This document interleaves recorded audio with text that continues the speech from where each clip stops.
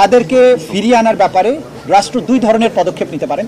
একটি হচ্ছে ভারতের সাথে সম্পাদিত 2013 সালের যে অপরাধীর বহিঃসমর্পণ চুক্তি, অর্থাৎ এক্সট্রাডিশন ট্রিটি 2013, সেই চুক্তি অনুযায়ী আমাদের এখানে যেহেতু মানবতা বিরোধী অপরাধের দায়ে তারা সাজাপ্রাপ্ত হয়েছেন, তাদেরকে বাংলাদেশ ভারত সরকারের কাছে ফেরত চাইবে এবং ভারত সরকার যদি আইনের শাসন, ন্যায় বিচারের প্রতি শ্রদ্ধাশীল হয়, তারা সেই আসামিদেরকে ফেরত প্রদান করবেন এবং তাদেরকে বাংলাদেশে ফেরত আনার মাধ্যমে তাদের উপরে যে সাজা দেওয়া হয়েছে সেটা কার্যকর করা যাবে।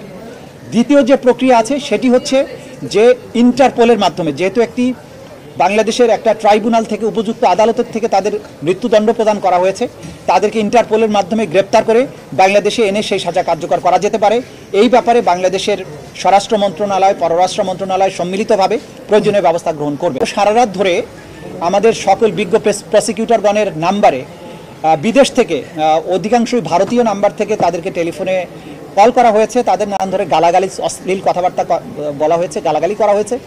এগুলোকে আমরা খুব একটা আমলে নেই না, কারণ একজন অপরাধী যখন বুঝতে পারে যে সে অপরাধ করেছে এবং তার সাজা অত্যাসন্ন, তো তখন সে তার এই জাতীয় আচরণ তার অপরাধ প্রবণতাকে নির্দেশ করে। এগুলোকে আমরা আমলে নিচ্ছি না।